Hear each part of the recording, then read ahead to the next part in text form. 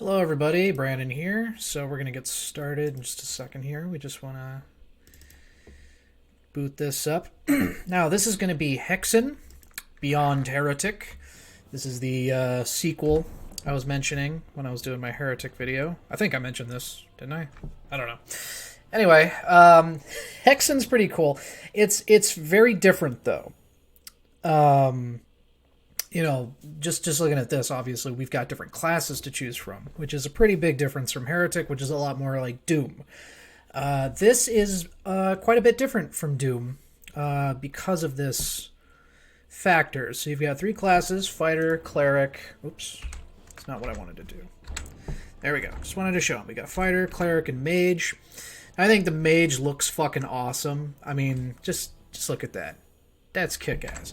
I really love the Cleric's final weapon. Each character, you get 4 weapons for each class, which doesn't sound like much, and I guess it's not. You know, 4 is not a large number.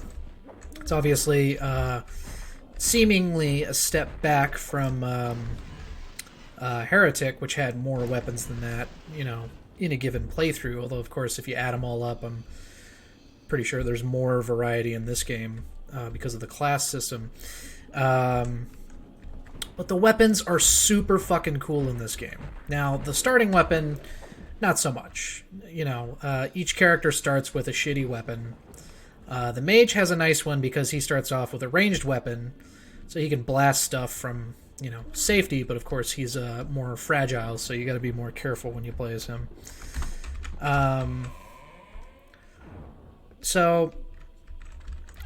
Okay, gotta be careful with that shit. That will annihilate me. Hexen is a very treacherous game.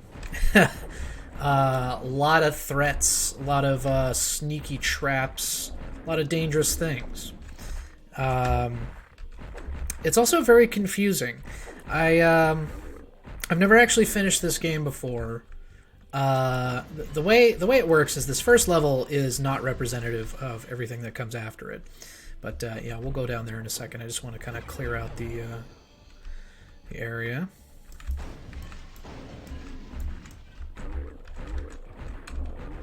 Get fucked. Okay.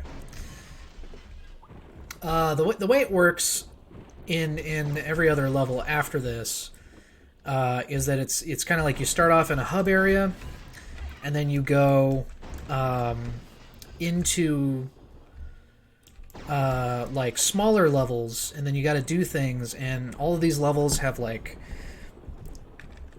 different kind of, you know, links between each other. It's like, oh, if you do this in this level, then it opens a door in a fucking another level, and it can get kind of confusing because there's a lot, and I mean a real lot of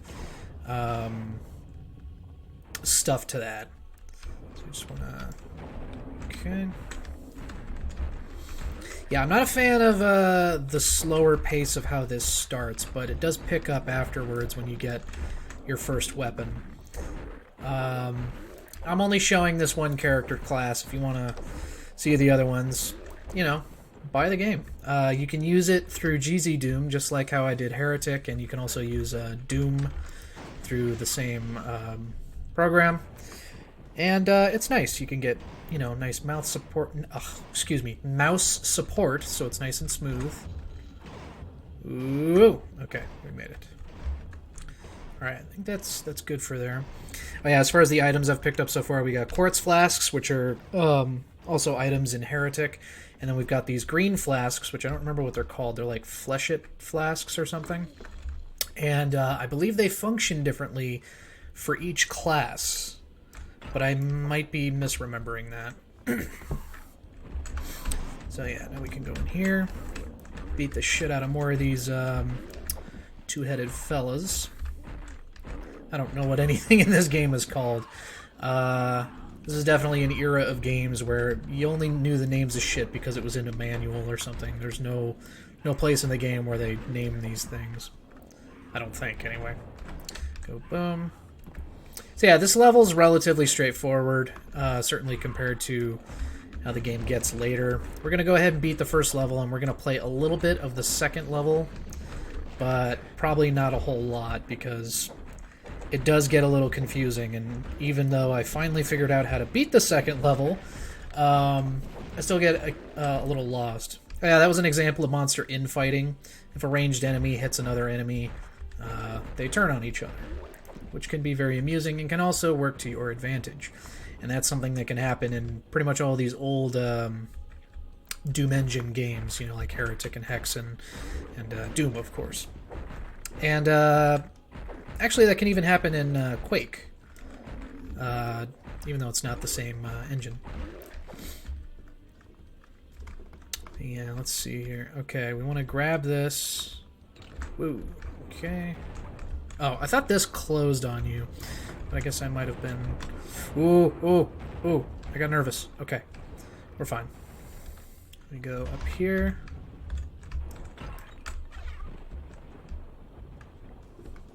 You know, one fun thing about playing with GZ Doom is it's pretty easy to set up like a co-op game. So actually, this is the perfect kind of co-op game because, you know, you got the 3 different classes. So if you have 2 friends who are down to play this with you and down to struggle to figure out how the fuck to do anything in this game, it's a good time. I actually played this co-op with a couple of friends of mine, and we got very lost and confused, and I think we barely managed to finish the second level, and then we could not finish the third. And when I say second level, I don't mean, you know, as dictated by loading screens, but like the second part of the game, you know, where you go to a new hub area. That's how I define level in this context. So we go boop, and then it opens up this so you can go back into the level if for any reason you want to go back and explore. Gonna quartz flask, we'll go ahead and smack that. Greetings, mortal. Hello. Ready to die? Yeah.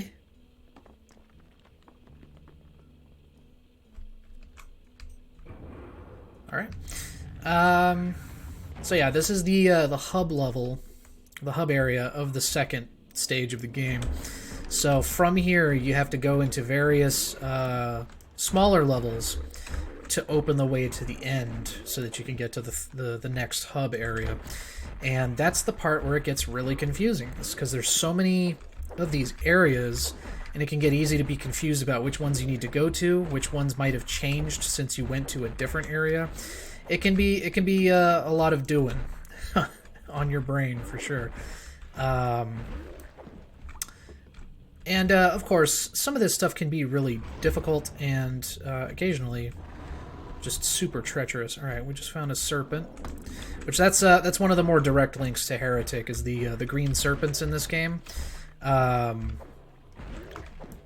There is a boss in Heretic that rides one of these, so that's a direct link if you need one.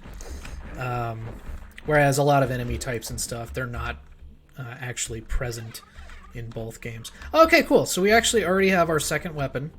I think when you change the difficulty, it can change where you find your second weapon. So for the Cleric, it's a ranged weapon, and I mean it's pretty good. It's fine. There's nothing wrong with it. Although of course you do want to be careful. The starting weapons, of course, don't run out of any kind of ammo, but all of your other weapons use either green, blue, or a combination of green and blue mana, which are these little oh god, what shape is that? It's like an upside down pyramid. Yeah, that's what those are. So this first weapon uses blue mana, so I'm going to be needing that stuff. Let's pick up some more things. I'm not super good at this game. Certainly not at navigating it. I find it confuses me pretty frequently. And sometimes the traps are really brutal. So this game can definitely give you a lot of trouble. But if you're into this kind of game, it's not bad at all. It's pretty good. You just might need to apply a bit more brain than you're used to. Yeah, okay. I guess we'll go in here. So this is an example of one of the side things. Side levels. I don't know why I call it a thing. But this, just to make an example of how complicated this shit can get, you see these paths? my first time through this level, just this one, those are not going to be opened, I don't think. You're going to have to come back multiple times through each level to uncover new, like,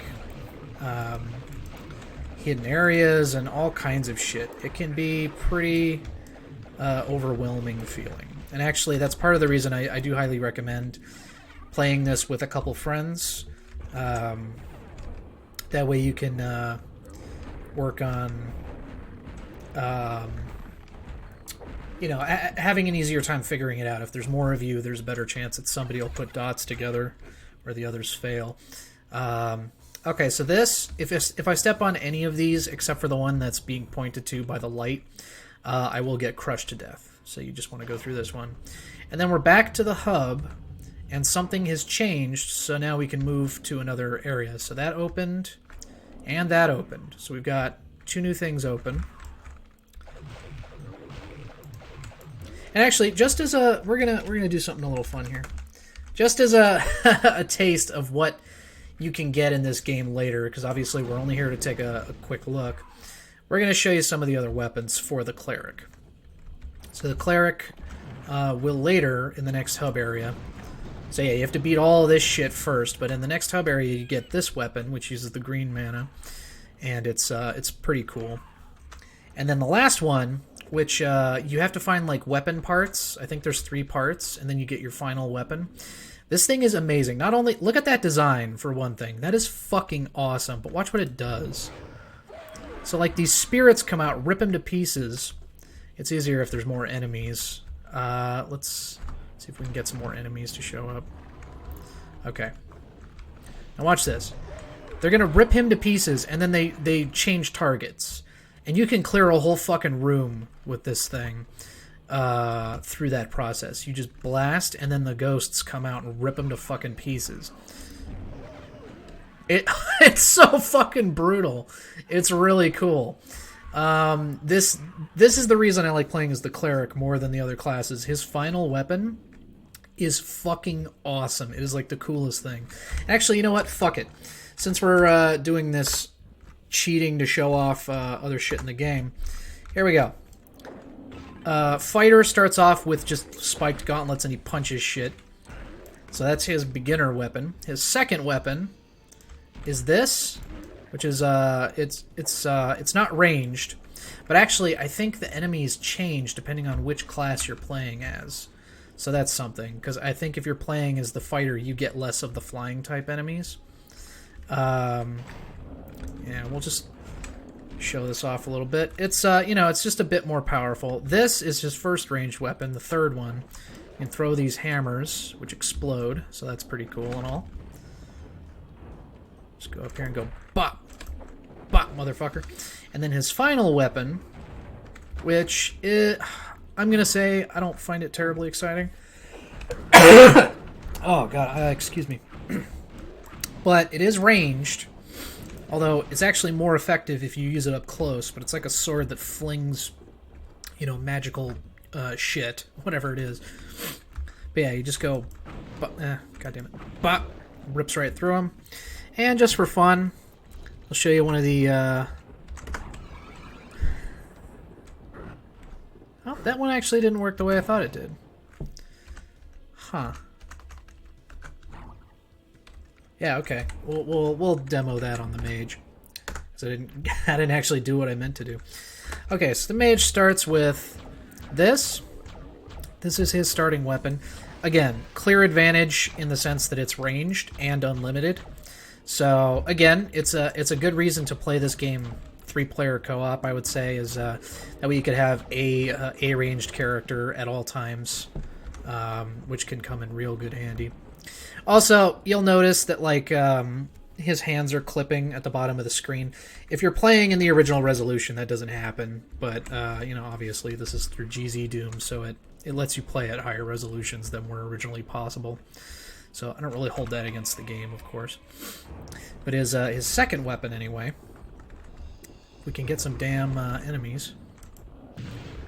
It's like a cold attack, which I gotta admit, I'm not a fan of that one. This, however, that's awesome. Like, that's really cool.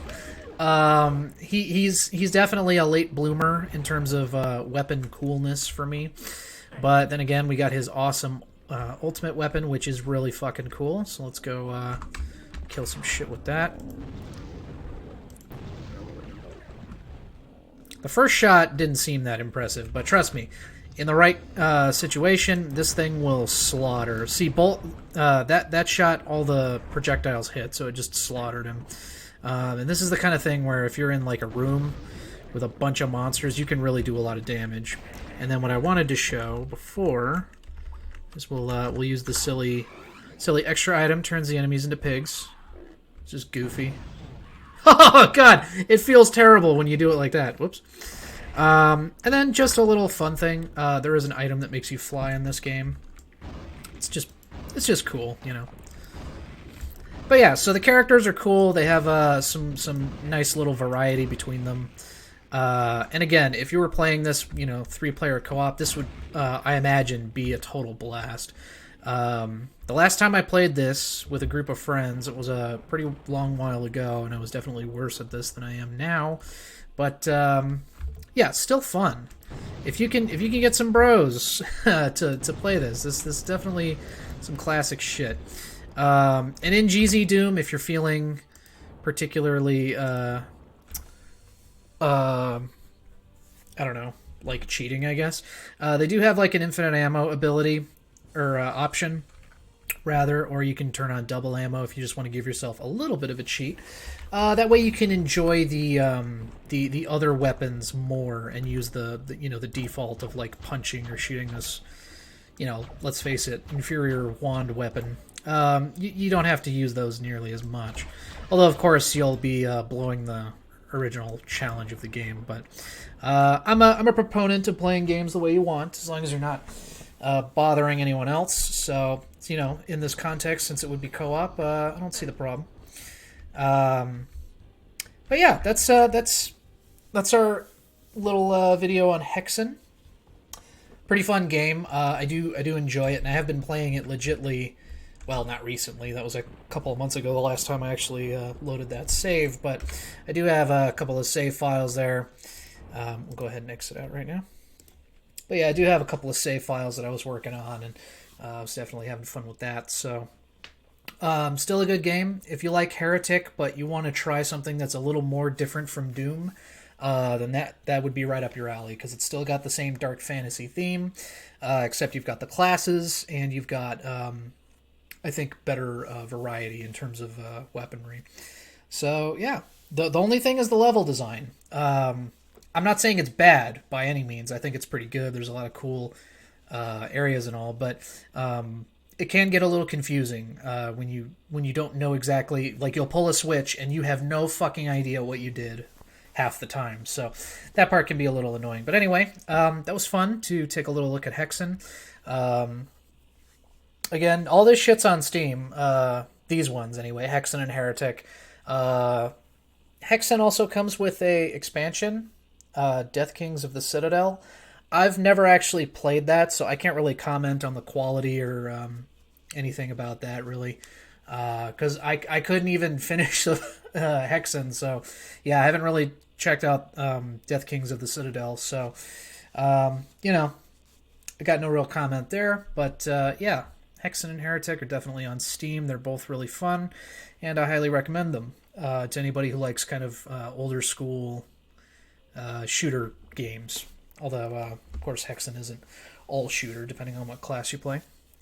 But yeah, if you guys have played Hexen before, let me know what you think. Is it as confusing for you as it is for me? Because I think that's just, like, a thing. I don't think it's just because I'm stupid. I think the game is actually pretty confusing, and that a lot of people feel the same way about it as I do. So anyway, trying to cut this damn rambling short. I'll see you guys on the next video. Hope you all have a nice time. And I hope you all maybe consider trying out Hexen and Heretic. And let's go ahead and expand that to pretty much every game we cover in this series, unless they don't look fun to you. So thanks for stopping by. I'll see you guys in the next video.